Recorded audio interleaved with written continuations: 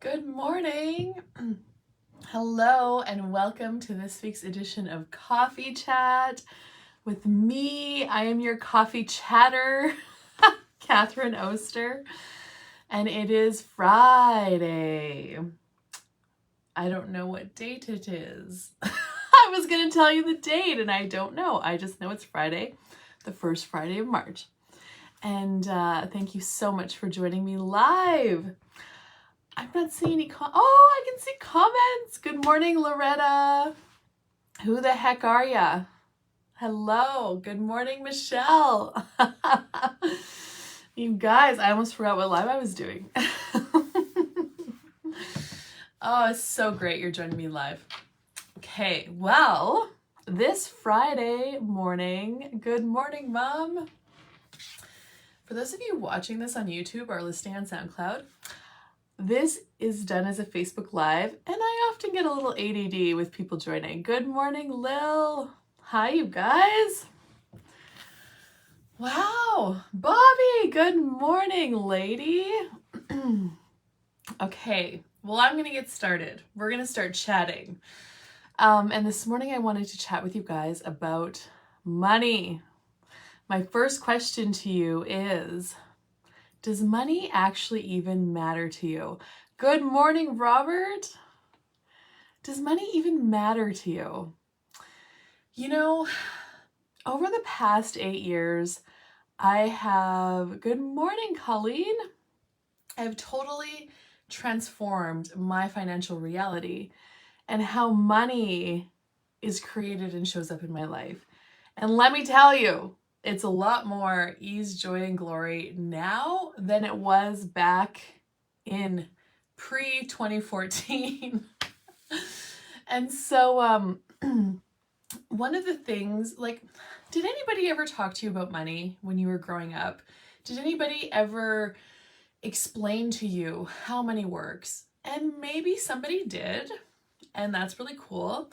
My next question is, did that person empower you to know that you can create money in many different ways?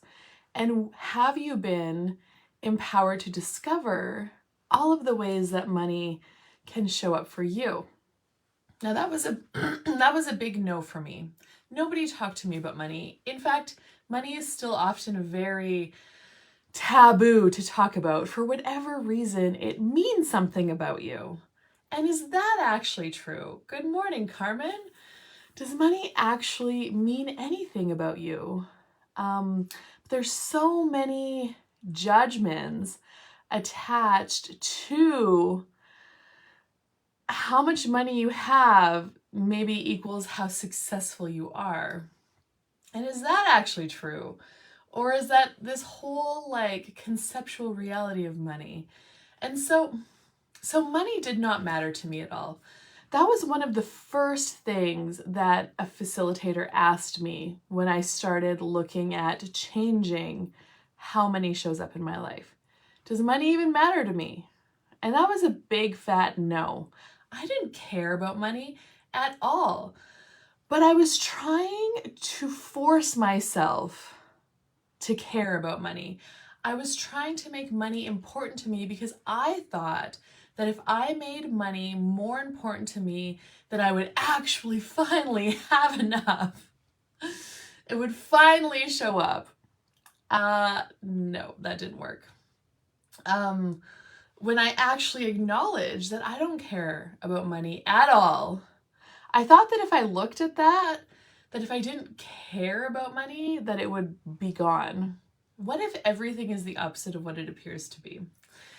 So me actually saying out loud, I don't care about money, and I'm sick of trying to force myself to care about it. What's really true though is there is bills to pay. And having more money and cash in your life creates more ease in what you can choose and the things you can do, and that's totally cool. Pre-2014, I would often go into the overdraft, actually not often, always in the overdraft of my bank account, So when I would get my paycheck from work, I would be a little above the overdraft and then it would bloop, go back down again. And I was sick of that cycle. Now, what inspired me in the beginning to create more money was taking access classes. If any of you have looked at the price of a foundation class, I mean, even the price of a bars class is $360. So, you know, it's a little stretch. Good morning, Roxy. The price of a foundation class was $1,650. Gulp. That was a big choice for me back in 2014 to actually pay for that class, but I knew that it was so light for me to take it. Hey, Gabriel. And choosing to pay, like creating and paying that amount of money for a class for myself that I wasn't even really sure what I was going to get out of it, that facilitated me hugely in creating money because there was some drive within me that I desired it. So that really inspired me to start reading the money books in Access Consciousness and really getting to work with the money.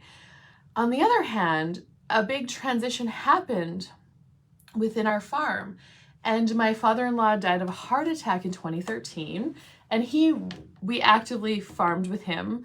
My husband and my brother-in-law, they farmed together, and my mother-in-law was also like, she had handled all of the farm financials until then. And he died, and it wasn't the same for her anymore. She didn't desire to be an active part of the farm. So she handed literally boxes of paperwork over to me and said, Catherine, can you handle this? And I'm like, okay, yeah, I can do it, you know? And so I recall spending like hours and days for months in our basement. We had a pool table and I had all the papers out on the pool table, and I really needed to get clear in the beginning, like, what are the payments that this farm has and when do they need to be paid and what is going on? So that whole process started inviting me to work with the farm finances in a different way.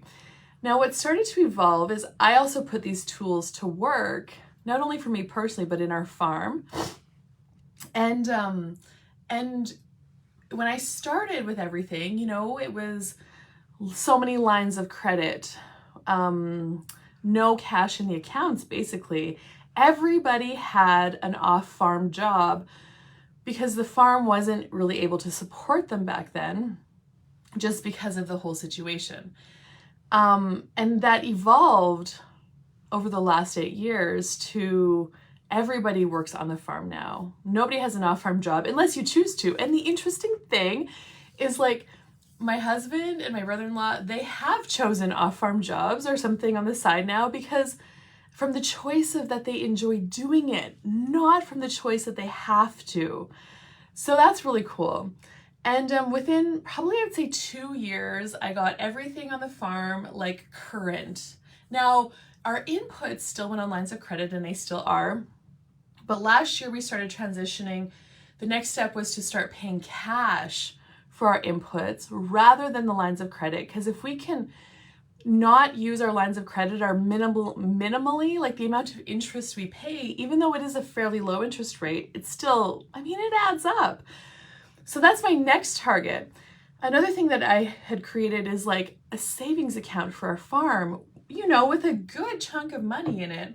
And it's like, I could take that and pay it on inputs, but for right now, it's way more fun to leave it in the farm because that allows peace for cash flow, you know, because sometimes we can't haul our grain when the bills need to be paid, but now that's okay. And because we can float the money from the savings account and then put it back in when the grain sells.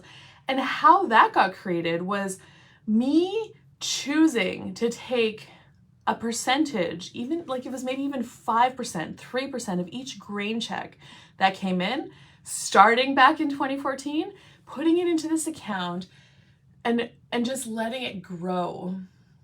And of course, I thought, well, that doesn't fucking make sense because we can't even pay all our bills yet. Somehow I think I'm going to do this. But I mean, what do I have to lose? Because the worst case scenario is if it really fails, I can pull all that money out and use it if I need to. But I'm just going to try to take this one step and see what that creates. And that created this. And so over the past 8 years, I have been, diving into all these money books of access consciousness again. And I've gone through them all probably 2 or 3 times. And I'm going to be going through them again. And there's so much information. Like, for example, points of view that you have about money that could be limiting you. And when I look back with a farm, that is exactly what was going on. When I started doing the finances, I didn't come from any sort of farming background, like nothing. My parents, we actually had white-tailed deer when I grew up, and I had horses, but I was not tied to the agriculture industry in any way. And so I didn't have any points of view about it. So I was able to have more ease staying in the question. Taking over my mother-in-law, though, she grew up with farming and agriculture, and she'd been in the farm this was her livelihood. And her experience with the farm was that there's never enough money, you're always struggling, and that was her point of view. And that is exactly what was created while she was looking after it. Now, it's like, Carmen too, city kid turned farmer. And it's like, she didn't know anything different. She was doing, we all do the best we can with the information and the tools that we have. And that is largely the reality of farming in this area.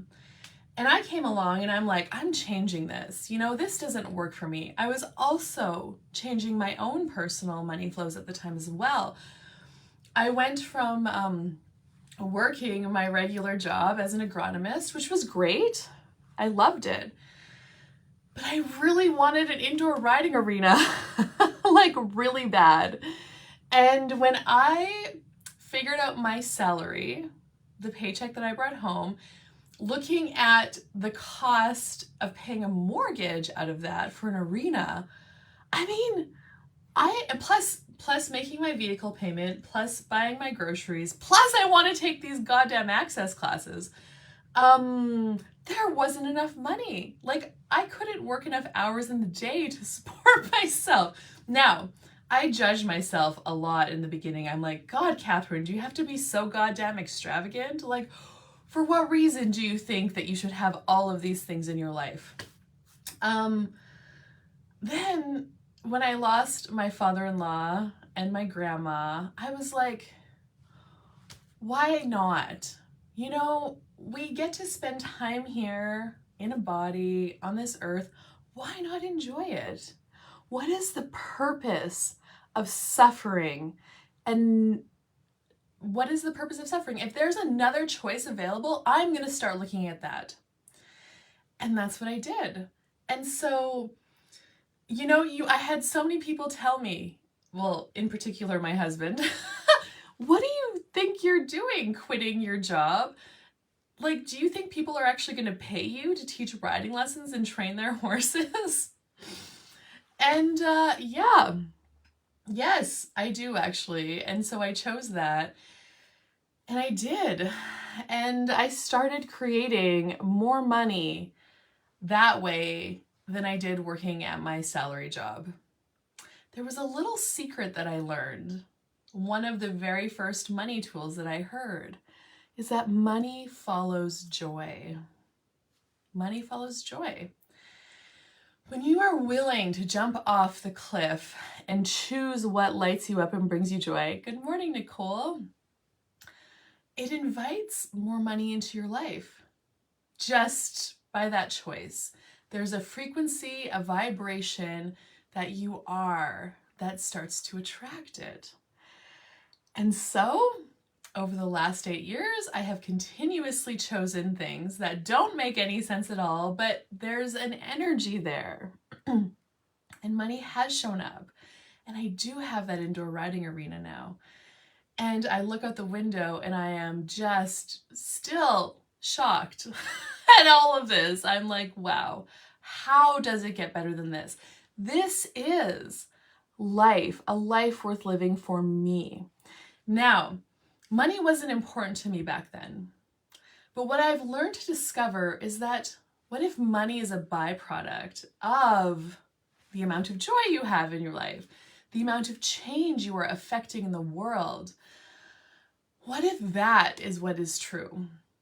And if that's the case, I desire to affect more in the world, and I desire to have more joy in my life. So hell yeah, I will have more money. Please and thank you. And yes, people are going to judge you in all the ways that they will judge you. Being rich and what it means to be a rich person, is that actually true about you? No. Another thing I've learned is that money, when you have more money, it doesn't change you in any way. Makes you more of who you actually are. So if you already were a selfish, ignorant person to begin with, and you have more money, that's going to make you more of that, likely, unless you're making different choices. But if you are a generous person, the more money you have, the more generosity you can be with that in different ways. Money doesn't necessarily change you. It's the points of view that are attached to it and the judgments you are aware of. That tool of like, who does this belong to, is so important. So, my question for you is, are you creating your life with money? Or are you creating your life for money? And what would you like to be choosing? And now I'm inviting you.